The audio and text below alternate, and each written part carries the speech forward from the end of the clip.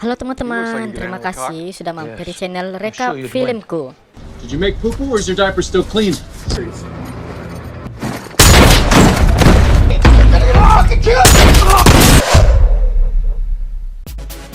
Nah, di video kali ini, Sin Queen bakal kembali membahas alur cerita dari filmnya si Mamang Jason Statham ya cuy ya. Dan film ini berjudul Wrath of Man. Di mana di film ini bakal kembali diperlihatkan aksi dari seorang Mamang Jason Statham. Dan pastinya ada banyak sekali aksi yang sangat keren yang dilakukan oleh si Mamang Jason Statham ini ya cuy ya. Dan lalu bakal seperti apa kalau ceritanya? Langsung aja kita bahas yuk, let's go. Scene dibuka dengan dua orang petugas keamanan yang sedang bertugas membawa gepokan uang untuk dikirimkan menuju ke beberapa bank. Namun setelah berjalan beberapa saat saja, mereka langsung dihadang oleh mobil tangki dan beberapa oknum petugas konstruksi yang ternyata mereka adalah perampok.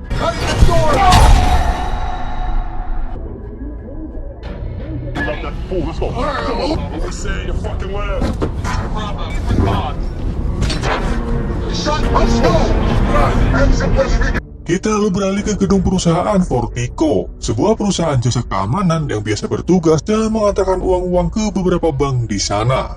Dan inilah si Mamang Jason Statham yang saat ini perannya bernama H, atau itu julukannya lah ya, di mana si Mamang ini sedang mencoba melamar kerja di perusahaan Fortico ini.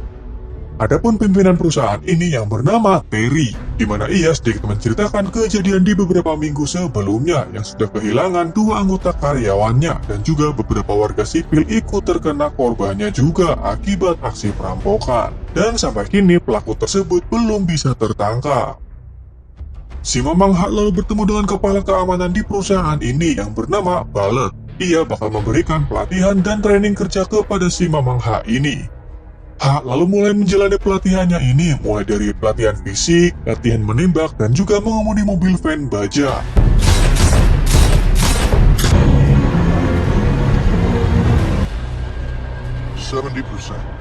Dari hasil tes tersebut, H mendapatkan nilai yang biasa saja, namun ia tetap diterima sebagai karyawan baru di perusahaan ini.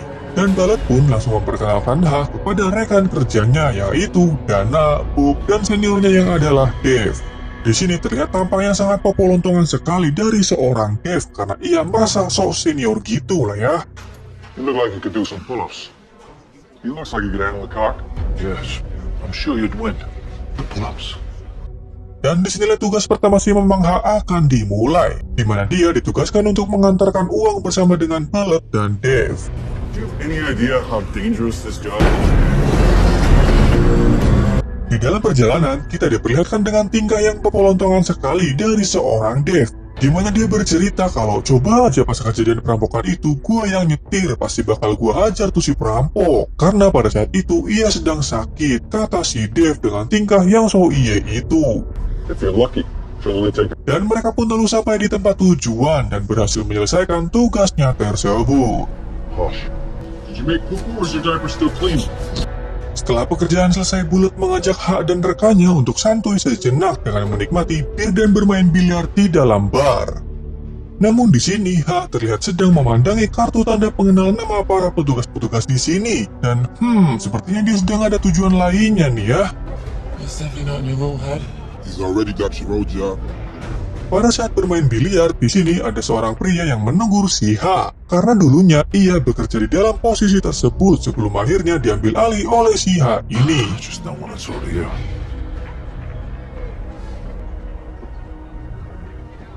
Di keesokan harinya, Bullet, H, dan Dave kembali ditugaskan untuk mengantarkan uang menuju ke sebuah kasino yang berada di kapal besar tersebut. Ballet bertugas untuk masuk ke dalam kapalnya. Nah, ketika si Dave memanggil Ballet karena lama gak balik-balik, tiba-tiba ia dikejutkan dengan suara Ballet yang sedang disandra oleh seorang perampok. Nah, perampok tersebut juga menyuruh Dave untuk mengantarkan uangnya yang dalam mobil tersebut ke tempat yang sudah ditentukan oleh perampok. I can call this. No. Dan Dave langsung auto panik. Si Dave malah jiper. Sedangkan si Mamang H sendiri masih terlihat tenang dan santuy. Join me again now. All right. Leave this to me. Para perampok tersebut pun sudah mempersiapkan dua mobil 4x4 untuk mengangkut uangnya. dan si Mamang Ha mulai memasukkan uangnya, dan inilah yang terjadi.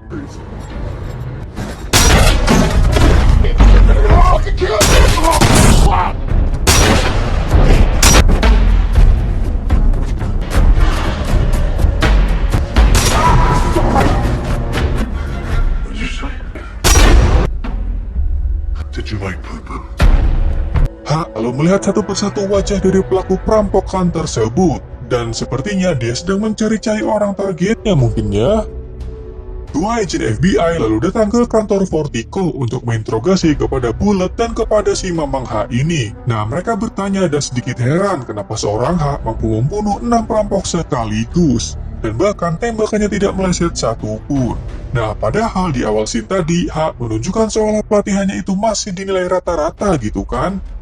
Nah, agen FBI lalu memperlihatkan kejadian perampokan yang di awal scene tadi, di mana aksi tersebut membuat 2 petugas Vertigo tewas seketika, beserta dengan 1 warga sipil yang tewas juga. Nah, di sini terlihat raut wajah dari Ha yang sepertinya menaruh perasaan dendam terhadap seseorang yang sampai saat ini belum ia temukan sepertinya ya. Nah, si Mamang Ha akhirnya bakal dipindahkan divisinya dan bakal bekerja di belakang meja atau di office-nya ya. Tak lama kemudian, si Mamang Ha bertemu dengan sang komisaris atau pemilik dari perusahaan Vertigo tersebut yang bernama Black Hals. Nah, Black sendiri malah justru tertarik dengan aksi dari si Mamang Ha, dan Black malah menyuruh Terry untuk menaikkan jabatannya si Ha dan bakal tetap ditugaskan di lapangan saja dalam mengantarkan uang. Di luar, kedua agen FBI tadi menelpon pimpinan anggota FBI-nya. Mereka bertanya dan bingung kenapa seorang Ha bisa kerja di tempat Vertigo ini gitu kan. Padahal Biro sudah berusaha menangkap dia selama 25 tahun lamanya. Nah, kata pimpinan FBI ini, ternyata Ha sendiri tidak membutuhkan uang dalam pekerjaannya ini. Dan pimpinan FBI ini justru malah menyuruh anak buahnya untuk membiarkan Ha bekerja di sana saja sesuai keinginan dia. Keep up the good work, soldier. Scene lalu beralih ke 3 bulan setelah kejadian tersebut. Nah, si Mamang Ha kini kembali bertugas mengantarkan uang. Namun kali ini Bulletlah yang mengendarai mobil van-nya. Dan pada saat sampai di sebuah tempat, tiba-tiba mereka kembali dihadang oleh sekelompok perampok. Dan pada saat si Mamang Ha keluar dari mobilnya, sang perampok justru malah terkejut dan ketakutan. Nah, Terry yang mendengar cerita tersebut langsung berasumsi bahwa si Mamang Ha itu merupakan seorang mantan psikopat edan yang paling ditakuti oleh para kelompok mafia dan gangster. Nah, Bullet juga sempat merasa aneh kepada si Ha, di mana para perampok tersebut seperti sudah mengenalinya dan seolah seperti melihat roh jahat yang bakal menghantam mereka semua. Dana yang lumayan kagum melihat aksi dari Ha, mereka berdua lalu cabut untuk dance break. Nah, setelah adegan tersebut selesai, si Mamang Ha langsung meminta Dana untuk menjelaskan mengenai uang yang ia temukan di rumahnya. Awalnya sih si Dana sedikit gak mau cerita, namun setelah Ha mengeluarkan 1 peluru pistolnya, Dana akhirnya mau cerita. Nah, dirinya telah mengaku mencuri uang tersebut dari troli pada saat staf melewatkan pemeriksaan uangnya ini. Carefully before you answer the question. I want you to understand. Good. Scene lalu beralih ke 5 bulan sebelumnya, di mana di sini akhirnya terungkap bahwa si Mamang Ha merupakan seorang bos gangster yang paling ditakuti dan disegani oleh para kriminal lainnya. Ia mempunyai anak remaja yang bernama Dougie yang sedang liburan dari sekolahnya. Pada saat itu mereka berdua niatnya bakal nyari tempat seblak yang paling enak. Namun di saat itu juga anak buahnya si Ha yang bernama Mike meminta bantuannya untuk mengawasi sebuah truk.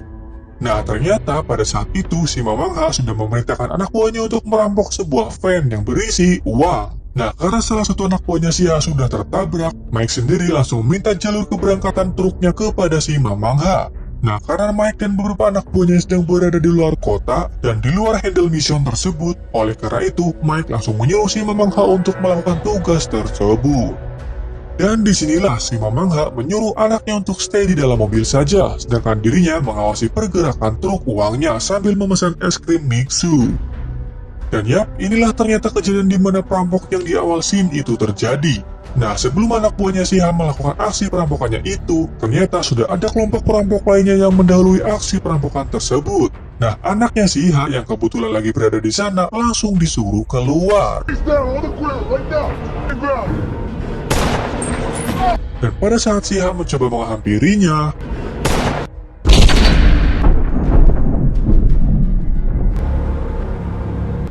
si Mamang Ha lalu dirawat di rumah sakit selama 3 minggu lamanya. Namun sayangnya anaknya tidak terselamatkan. Nah, di sini terungkap bahwa pimpinan FBI yang tadi merupakan kawannya si Ha. Ia lalu memberikan list daftar dari nama pelaku kejahatan tersebut. Dan pastinya sang pimpinan FBI ini mempersilahkan Ha untuk membalaskan dendamnya. Floor is yours. Di sini terlihat 3 anak buahnya si Mamang Ha yang adalah Mike, Brandon, dan Mogi. Mereka pun langsung bergegas untuk mencari pelaku penembak anaknya tersebut. Mereka mulai menculik satu persatu para anggota kriminal untuk diinterogasi mengenai informasi yang mereka ketahui soal perampok yang di awal scene tadi. Nah, di sini ada salah satu kriminal yang berani tutup mulut saat diinterogasi. Namun ketika ia melihat pacarnya yang diculik juga, akhirnya dia memberitahu satu nama yang ia ketahui, yaitu Gasi bersaudara. Orang yang menjalankan bisnis porno, bisnis perdagangan bocil, dan yang lainnya.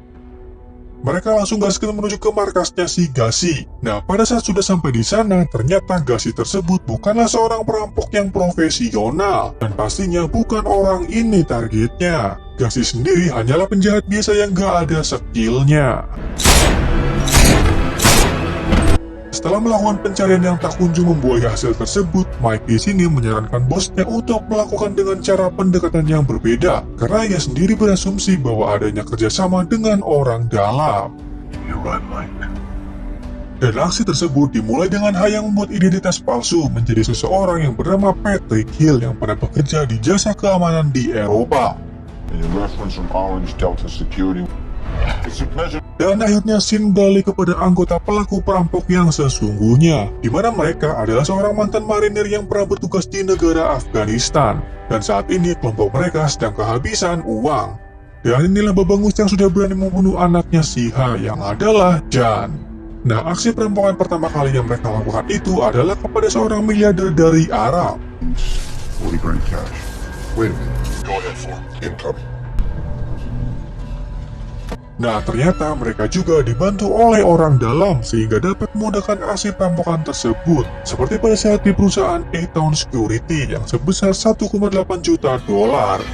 Nah, karena setiap aksi perampokannya itu yang selalu berjalan dengan mulus, kini sang leader bakal nekat untuk mencuri uang yang jauh lebih besar lagi, yaitu mencapai 6 juta dolar, dan pastinya bakal lebih rumit lagi pekerjaannya. Dan tahukah Anda perusahaan mana yang diincar? Ya, perusahaan Fortico yang ternyata dibantu oleh orang dalam juga. Wah, siapa tuh orang dalamnya ya?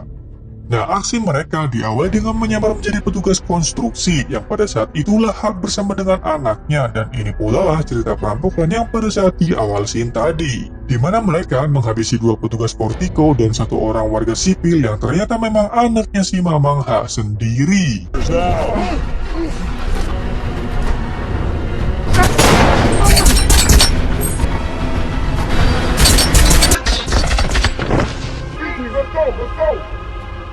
Dan scene lalu beralih ke 5 bulan setelah kejadian tersebut, di mana kelompok kriminal perampokan edan tersebut bakal merencanakan aksi perampokan yang jauh lebih ekstrim lagi dan jauh lebih besar pula jumlah uangnya. Mereka tak segan-segan bakal langsung merampok semua isi uang yang berada di ruang depo perusahaan Fortico, dan jumlahnya senilai 150 juta dolar. Ya, itu sendirilah ya berapa.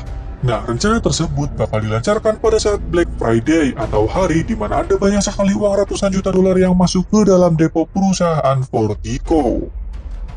Nah, Terry di sini membuat peraturan di mana para petugas depo dilarang untuk membuka pintunya jikalau mereka tidak melihat adanya petugas yang berada di dalam mobil pengantar.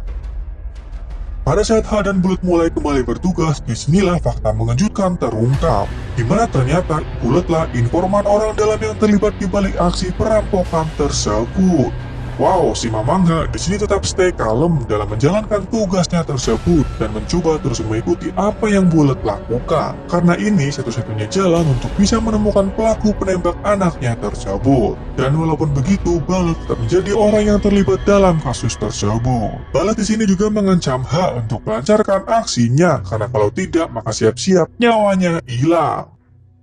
Pada saat di markas perampok, si Mamang Ha harus diborgol lengannya, sementara perampok lainnya yang sudah siap dengan persenjataannya itu mulai memasuki mobil van-nya di belakang. Dan pada saat mulai masuk ke dalam depo Vertigo, para perampok mulai menodong senjata kepada para petugas di sana. Alright, boss. See you later. You wanna be a hero today? Get on the ground. Go to wipe yourself. Adapun salah satu petugas yang sempat membunyikan alarmnya dan pertembakan pun terjadi.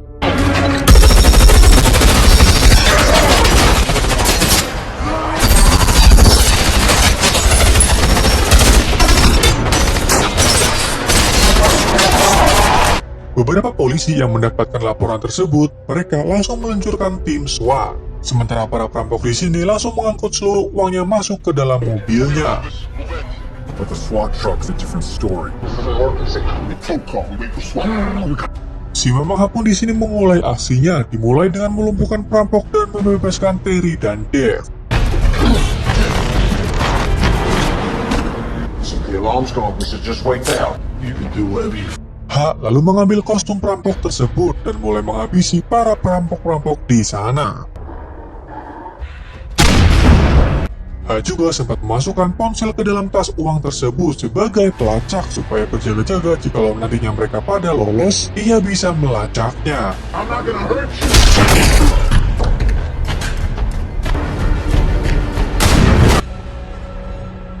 Balik di sini seolah berakting meminta pisau ke anak buahnya, namun malah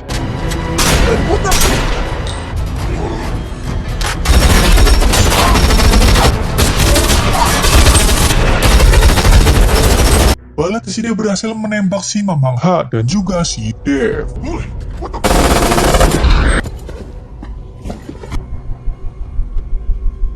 Tersisa 3 orang saja dan mereka langsung segera kabur dari tempat itu. Dan mereka adalah Jan pimpinannya dan juga Ballard. Get ready! This access tunnel underneath the basement.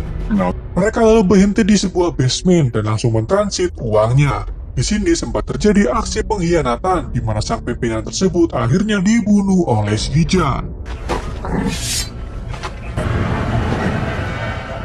Dan kini tersisa Ballard dan Jan saja. Nah, pada saat di titik terakhir pemindahan uangnya, Ballard mencoba mengeluarkan pistol, namun si Jan sudah terlebih dahulu menghabisinya.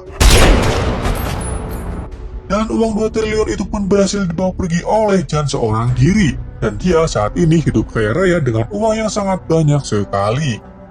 Namun di sisi lain, si Jan tak sengaja menemukan ponsel yang berada di dalam tas uang tersebut dan lalu, boom! What do you want? Still read this. Si Mamangha menunjukkan hasil medis dari penembakan anaknya itu, dan Shihab mulai menembak sesuai dengan rekam medis anaknya itu. Deliver the lungs. The lungs. Senang study. Dan setelah tugas ini selesai, kini si Mamangha bisa hidup tenang karena sudah berhasil membalas dendam. Sedangkan pimpinan FBI kini mendapatkan uang 2 triliun tersebut, dan film pun selesai.